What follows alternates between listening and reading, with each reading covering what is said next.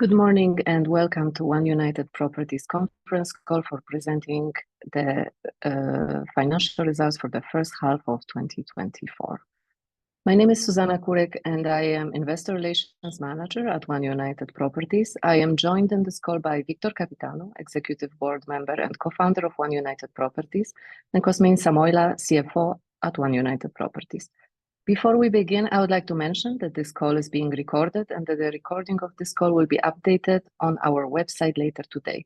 As stated in the call invite, you automatically and implicitly consented to being recorded by joining this teleconference. If you do not consent to being recorded, please leave this call. In terms of organizational aspects, let me present to you the setup of this call. Firstly, we will share with you the financial and operational highlights of the first half of 2024, which will be presented by Victor Căpitanu, Cosmin Samoilă, as well as myself. During the presentation, feel free to type any of the questions you have for our management in the chat window, and we'll answer them during the Q&A. After the presentation is over, we will start the Q&A session. Please note that all the participants are put on mute. If you want to ask a question, please type it in the chat window. I will be moderating this session, and therefore, if for the sake of those who will be rewatching the replay of this teleconference, I will be reading all the questions out loud before addressing them. Your questions today will be answered by Victor Căpitanu, Cosmin Samoilă, or by myself. Finally, I would like to mention that we might be making forward-looking statements today during this call regarding the future performance of One United Properties and that actual results may differ materially. We encourage you to review the disclaimer that we have included in the presentation, which you can now see on the screen. This disclaimer applies equally to all the statements made in today's call.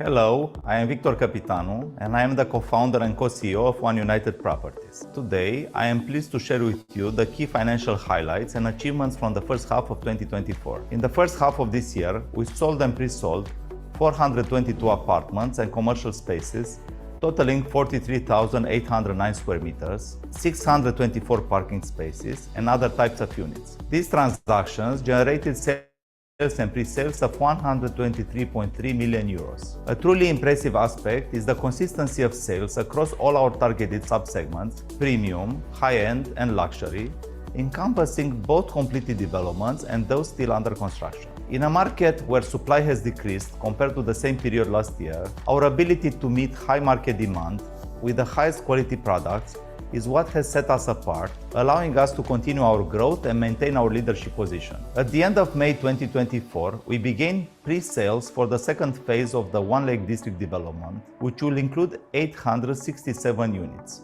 In just 1 month, our sales team sold 165 units, making it the best-selling development in the first half of the year. Therefore, as of June 30th, 2024, 66% of the available units under development and delivered were already sold. This success highlights both our strong market position and the ongoing demand for our developments, allowing us to continue strong sales in the coming quarters. Regarding our rental portfolio, it has also seen significant growth. In the first half of 2024, we successfully leased and pre-leased 8,100 square meters of office space and signed multiple contract extensions for a total of 6,770 square meters. At the same time, our office division continues to expand, reaching an occupancy rate of 95%. This achievement reflects our expertise in developing the highest quality office spaces in Bucharest, meeting the needs of the most rigorous local and international tenants. Our office portfolio is the newest in the market, built to the highest sustainability standards, and integrates mixed-use commercial functions, benefiting from an average firm contractual period of over 7 years. Profit in the residential segment increased by 7% to 38.3 million euro, and profit in the rental segment increased by 26% compared to the same period last year, reaching 11.6 million euros. Despite the challenging market environment and historically high interest rates, One United Properties recorded a turnover of 139.9 million euro in the first half of 2024, Gross profit was 53.2 million euros, while net profit amounted to 46 million euros. Regarding these operational figures, the remarkable performance of our sales and rental teams has been the foundation of solid continuous results in line with our revenue recognition policy. Looking ahead, based on the sales and pre-sales achieved as of June 30th, 2024, we have an additional 331 million euros in cash to be collected by 2026 from contracts already signed with our customers. Earlier this month, we obtained building permits for two important developments in our portfolio: the Mondrian Bucharest Hotel and One Technology District, permits that allow us to start construction. The Mondrian Bucharest Hotel represents the first lifestyle hotel in Romania and is developed in partnership with Ennismore, part of the Accor Group. It will include 103 rooms and suites, with a design inspired by Petre Ispirescu's fairy tale, Youth Without Age and Life Without Death, to create a unique atmosphere that blends modern aesthetics with local cultural heritage and aims to redefine hospitality in the heart of Bucharest. One Technology District will host the largest research and development center for semiconductor chips in Southeast Europe, developed for Infineon Technologies. In conclusion, I would like to mention some information about our planned share capital increase, about which my colleague Susanna will present more details. Today, activity on our construction sites is taking place across 12 developments that include 4,041 residential and commercial units, as well as approximately 45,000 square meters of office and commercial spaces. Our vision for the future includes entering the affordable premium housing segment, addressed to the middle class, where we see significant growth potential.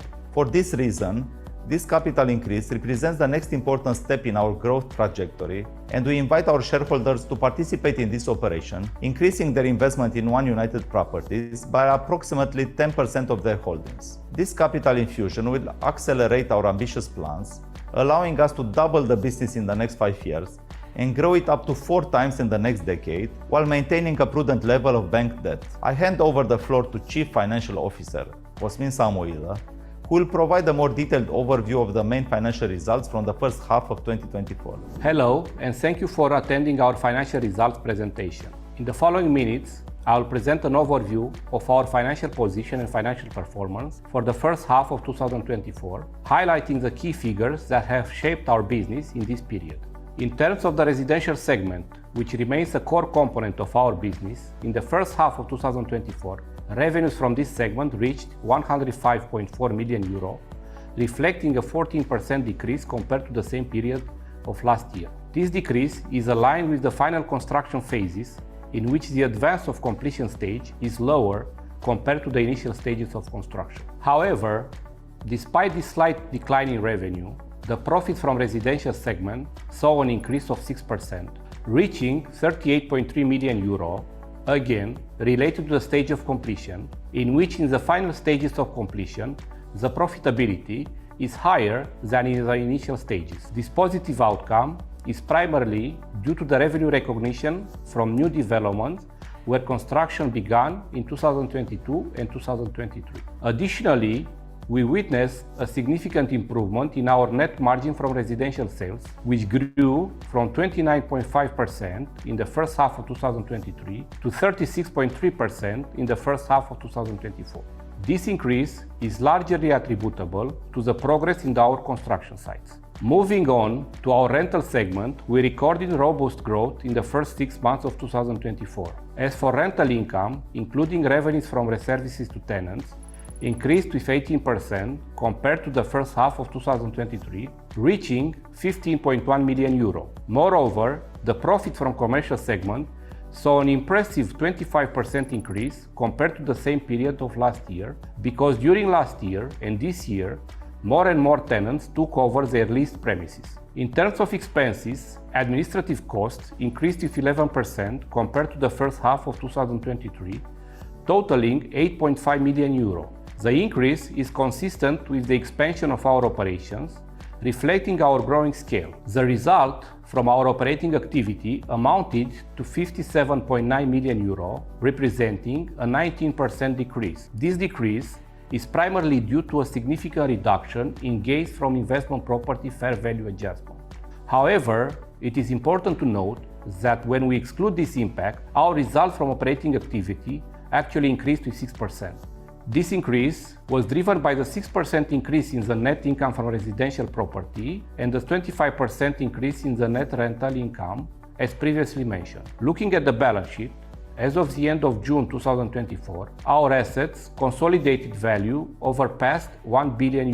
Currently, we have a total of 4,041 units under construction, with a gross development value of €1.3 billion. Despite significant development activity during the first half of the year, which led to a 20% decline in our cash position, we maintained a solid cash reserve of €67.5 million. More important to mention is that as of the end of the first half of 2024, our loan-to-value ratio stood at 30%, a slight increase of 2 percentage points since the end of 2023. Our net debt is reduced in amount of €170.5 million. In conclusion, while the first half of 2024 continued to present challenges for the real estate market, at One United Properties, we have successfully strengthened our core business segments, managed our expenses effectively, generated profitability, and maintained a healthy financial position. I would like to hand over to our Investor Relations Manager, Zuzanna Kurek, who will present more details about our planned share capital increase, an important step in our growth in the coming years.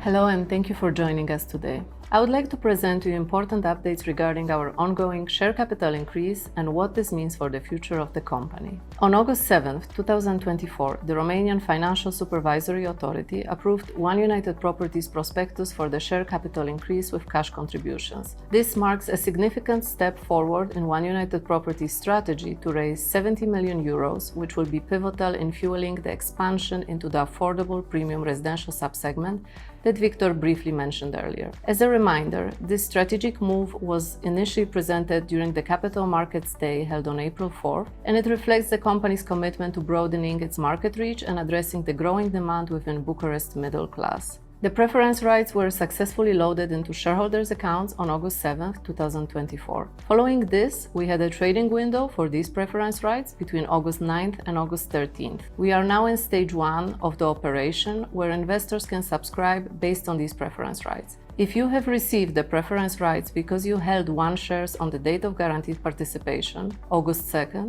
or because you bought them during the trading window, you can now subscribe the new shares. This subscription period runs from August 19th to September 19th. During this stage, the subscription price is set at 0.2 lei per share. To subscribe for one new share in this capital increase, you will need 2.1879 preference rights, with any necessary rounding applied according to the regulations in force, including those outlined by the Central Depository. The results of Stage 1 subscriptions will be published on September 20th, 2024. Following the closure of Stage 1, any remaining shares may be offered to shareholders in a private placement, with the price to be established by a decision of the Board of the Directors. If you have troubles with subscribing in our share capital increase, please contact your Romanian intermediary, who will guide you through the necessary steps. If you have any questions regarding the operation, please do not hesitate to reach out to your investor relations team at One United Properties by emailing investors@one.ro. Thank you, Zuzanna, and thank you all for taking the time to watch our financial results presentation for the first half of 2024. In closing, I would like to emphasize the firm commitment that the entire One United Properties management team has towards our development plans. Consequently, together with my co-founder Andrei Diaconescu, Chairman of the Board Claudio Cisulo, and Board Member Marius Diaconu, we are committed to contributing over 60% of the capital we intend to raise in the current share capital increase operation. Our initial public offering in 2021 was a transformative moment, driving our strategic expansion into the premium residential segment, highlighted by the success of the mixed-use real estate development, One Cotroceni Park. With the share capital increase running until September 2024, we are confident that we will continue to expand our presence in the affordable premium residential sector. Thank you once again for your attention today. We look forward to sharing our progress in the third quarter of 2024, and we are excited to continue working diligently to achieve strong results for the coming period.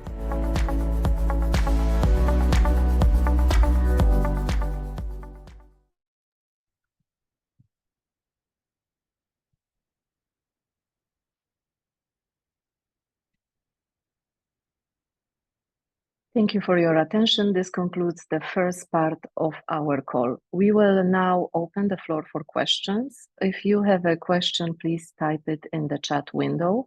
We will be addressing all the questions in chronological order. And in order to give you a few more minutes to type your questions, we're going to first address two questions we have received via email prior to this call.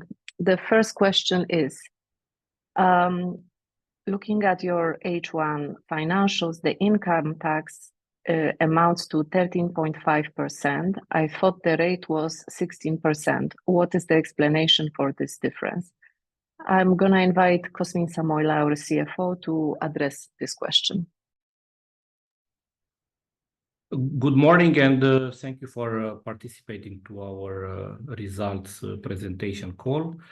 Related to this question about the income tax, this is, of course, specific to the fiscal environment in Romania, and in the financial statement at page 24, we have note 13, which is detailing exactly all the movement in the income tax position. I will mention that aside the earning before tax, the gross result that are influencing the income tax amount, there are also other components that are impacting differently the income tax.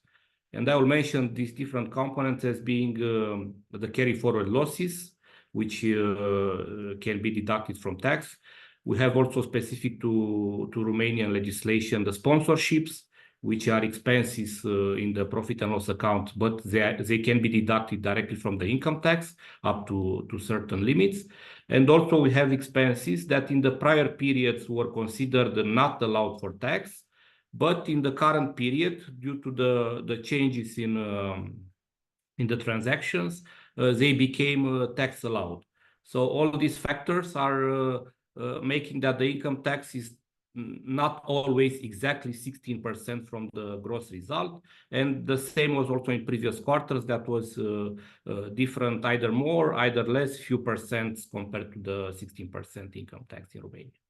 Thank you. Thank you very much. Thank you very much, Cosmin. The next question is, how is it possible that in Q2 one makes a net profit of 14 million euros, but instead of increase, the equity decreases? Taking into consideration the dividend payment, the equity in Q2 should be around 614 million euros, not 603 million euros. Where did this equity go? I will ask also Cosmin Samoilă to address this question. Thank you for the question. We have the equity movement in a detailed note at page 5 in the financial statements. Specific to this question, I can mention that the change is because all the dividends are deducted from equity at the annual shareholder meeting. And the annual shareholder meeting took place in April, so this year, so in the second quarter. And the dividends that we paid last year for the financial year 2023, and the second tranche that we paid also this year, all the amount of these dividends was deducted from dividends from equity in the second quarter of this year. And also we had other movement related to the stock option plan and also related to the shares buyback. So all these transactions made the equity to have like a slight decrease compared to Q1 equity, but this increase is really, really minimal. Thank you for the question. Thank you, Cosmin. We now move to the questions from the chat. I see already we got 3 sets of questions. I kindly invite all of you to type your questions in the chat. So going from the top, the next question is also for Cosmin. Did anything significant change in the revenue recognition method for residential property sales in Q2, as it was significantly lower than estimated by trying to replicate the method? Thank you. Thank you for your question. No, there is no change in the revenue recognition. So the method is applied exactly the same as it was applied also previous years.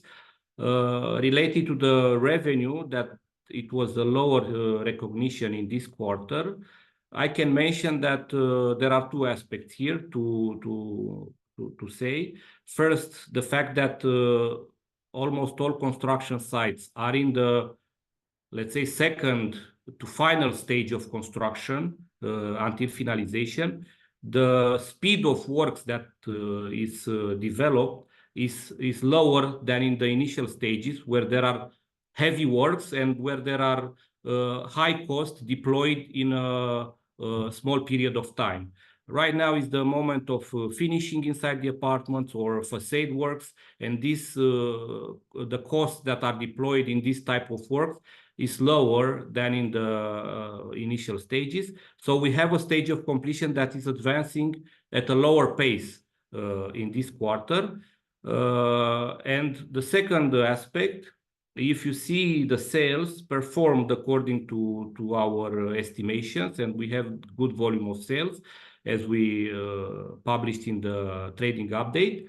But I can tell you that these sales, we had a part of them in the second phase of One Lake District, where the stage of completion as of 30th of June was minimal because we didn't start the construction. We started in Q3 this quarter. We started the construction. So from these sales, basically, as of the end of June, we didn't recognize any profitability.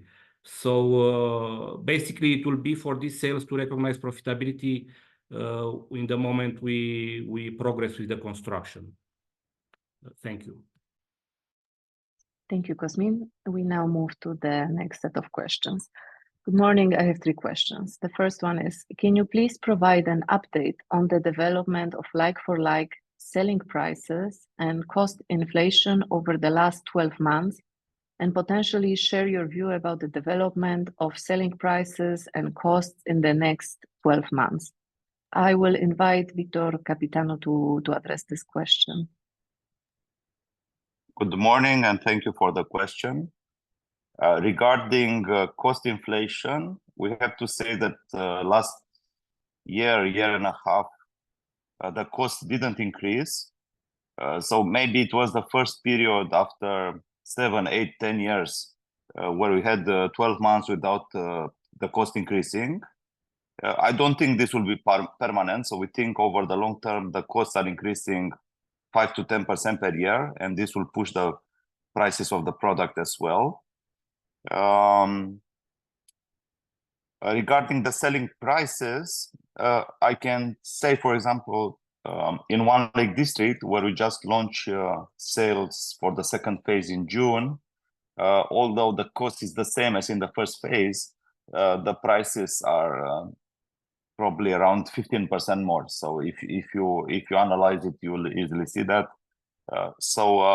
Hopefully we have some short-term advantage out of it. But on the long term, I think both costs and prices are increasing with at least 5% to 10% per year.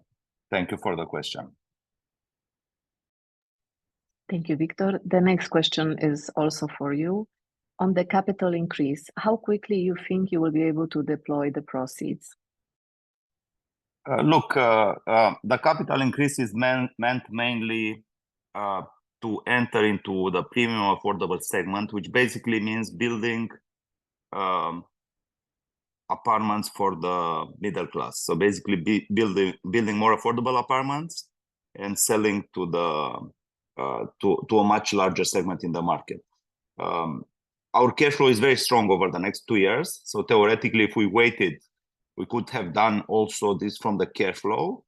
But we decided that we could accelerate this by raising more capital at this stage.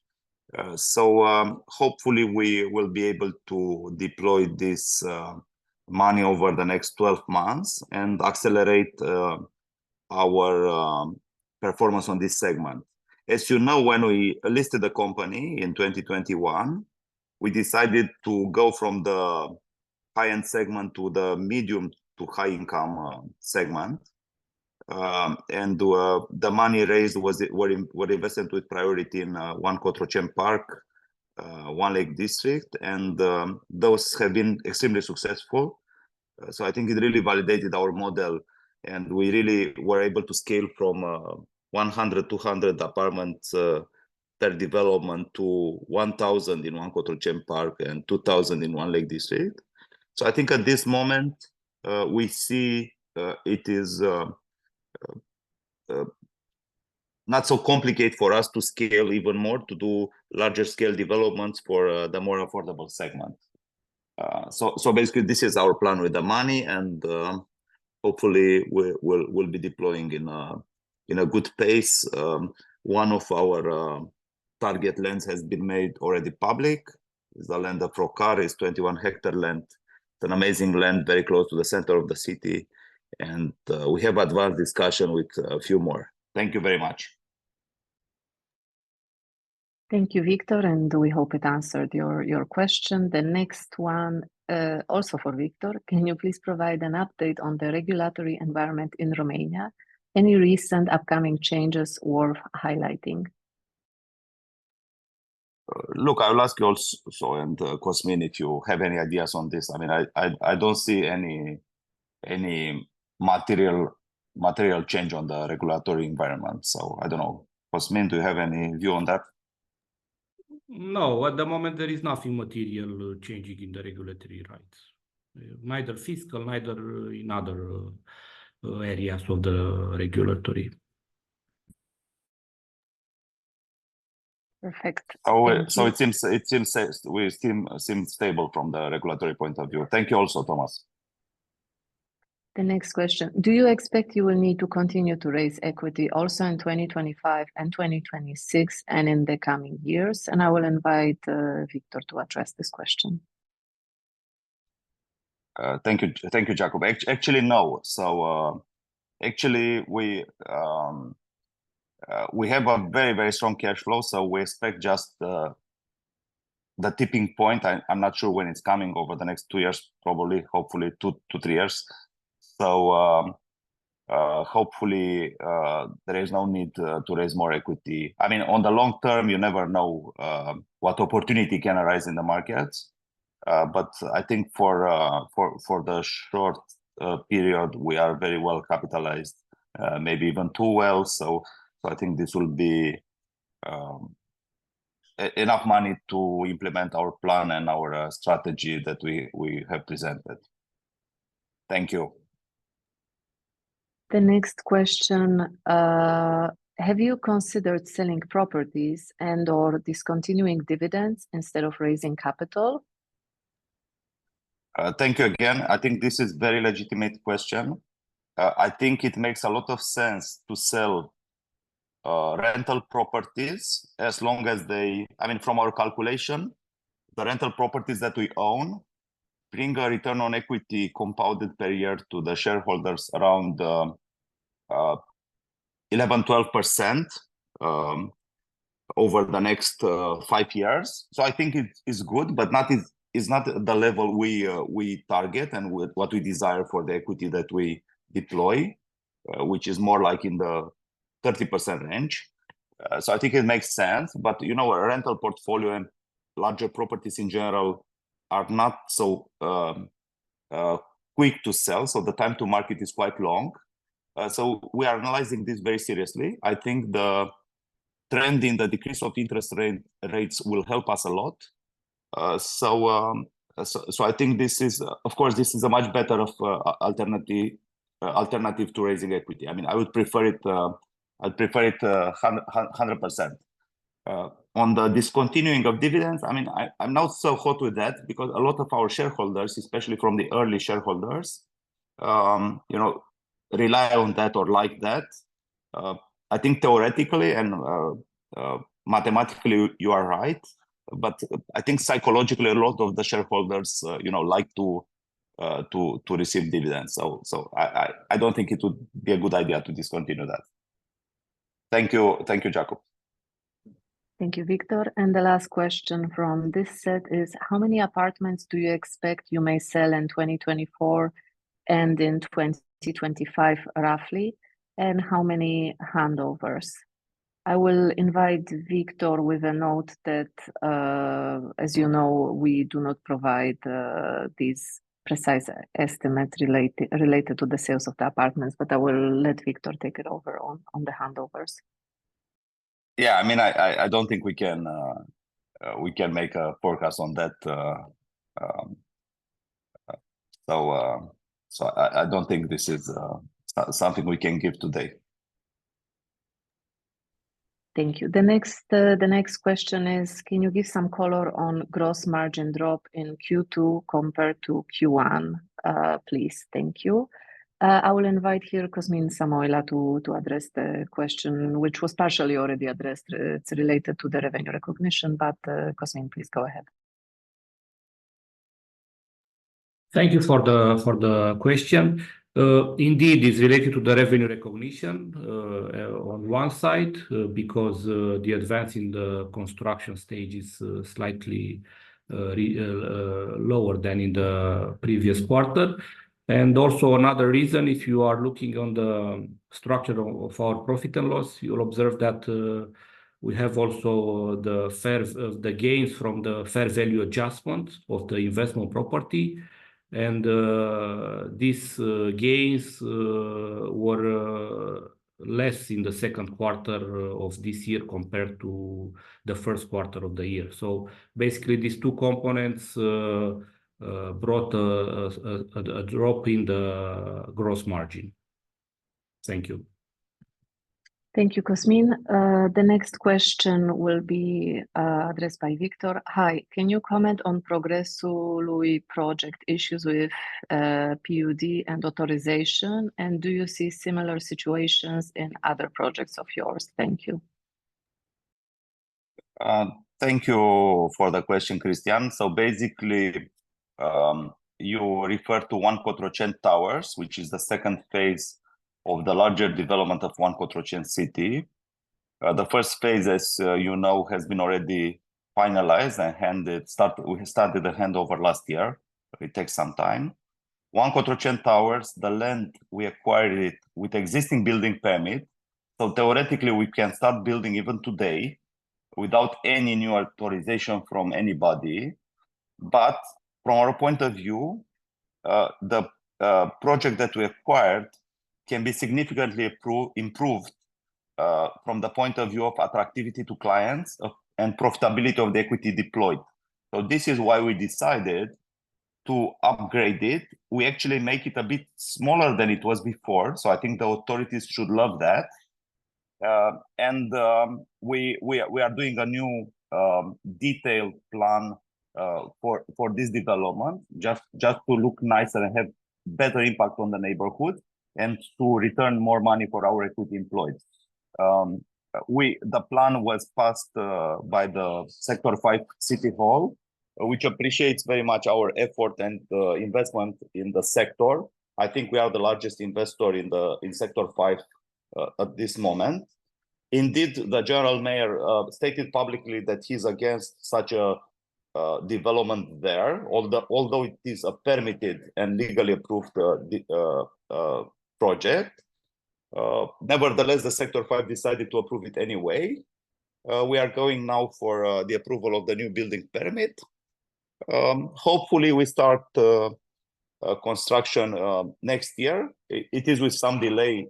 It is true, but I think it will be an exceptional development. Also, it will be the tallest residential development in the country so far, with more than 30 floors for two of the towers. So I think would be a really a landmark for the city. So it's just, I would say, it's just normal hassle that we have, or everybody has in general with permitting process, which I think it's everywhere around the world. It's also in Romania. In other projects, we don't see even that, because I see your other question, if we see also similar situations in other projects. We don't see it. I mean, this is very visible because it's the tallest residential in the country, so I think it attracts more attraction, it attracts more attention, and I think also this year is an electoral year, so generally the comments and the positions taken publicly this year shouldn't be, shouldn't be taken at face value. Thank you very much for the question, Christiana.